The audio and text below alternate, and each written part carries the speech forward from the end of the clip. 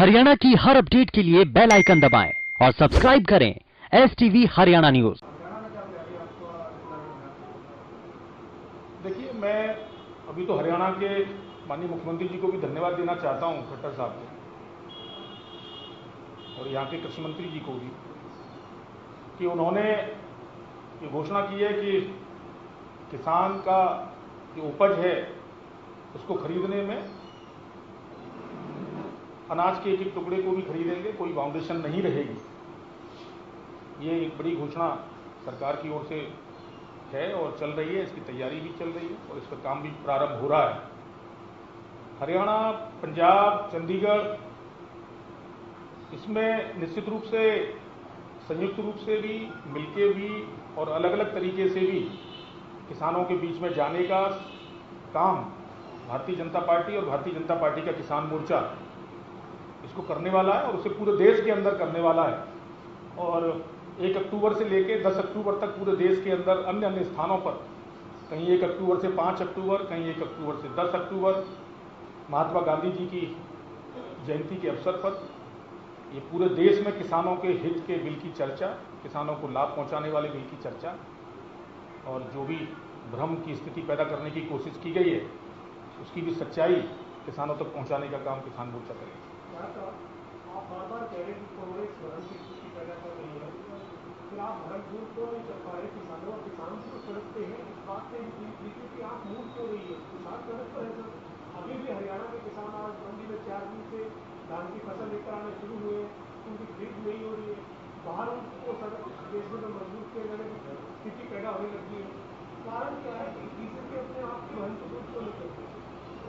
Bharatiya Janata party हमेशा तत्पर रही है कोई अगर भ्रम है उसको दूर करने का, और जो भ्रम फैलाया जा रहा है प्रारंभिक दिनों में जब लोकसभा का सत्र प्रारंभ हुआ, जिस प्रकार से भ्रम की स्थिति अचानक पैदा हुई है। आप जानते हैं किसान बहुत ही एक भोली भाली कौम है, लेकिन स्वाभिमानी कौम भी है। और आप जानते हैं कि लगातार कोई बहुत तेजी से जब जो झूठ को फैलाने का काम प्रारंभ के दिनों में करता है तो वो झूठ बड़ी अचानक तेजी से फैलता है, लेकिन जब उसकी सच्चाई होती है, सत्य हमेशा सत्य होता है, हमेशा सत्य की जीत होती है। और जो सत्य के खिलाफ जो ताकतें अपने व्यक्तिगत और राजनीतिक और निजी स्वार्थों के लिए इस तरह के अचानक हमले करते हैं, वो हमेशा पराजित होते हैं। भारतीय जनता पार्टी सबसे वार्ता के लिए भी तैयार है, किसानों से, विशेषकर किसानों के संगठनों से, उसमें हमें कोई किसी से वार्ता करने में गुरूज नहीं है, उनके भ्रम को दूर करने में हमें कोई तकलीफ नहीं है।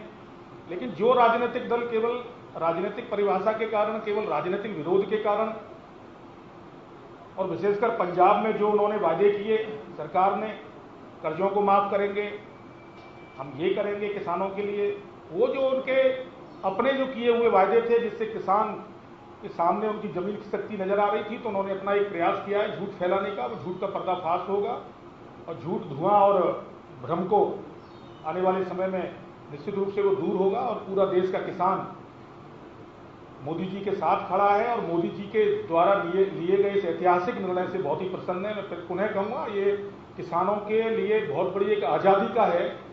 न्यूनतम समर्थन मूल्य पर बार बार लोग चर्चा करते हैं, न्यूनतम समर्थन मूल्य तो मिलेगा ही मिलेगा, उसे तो कोई रोक नहीं सकता। मंडियां भी रहेंगी, मंडियों में काम भी होगा, मंडियों में खरीद भी होगी, लेकिन अगर उससे अधिक किसानों को लाभ मिल सकता है, उससे अधिक FBO बन के लोग लाभ उठा सकते हैं, किसान लाभ उठा सकते हैं। ये छोटे किसानों का देश है, कृषि प्रधान देश, यहाँ सीमांत और लघु किसानों की संख्या बड़ी है।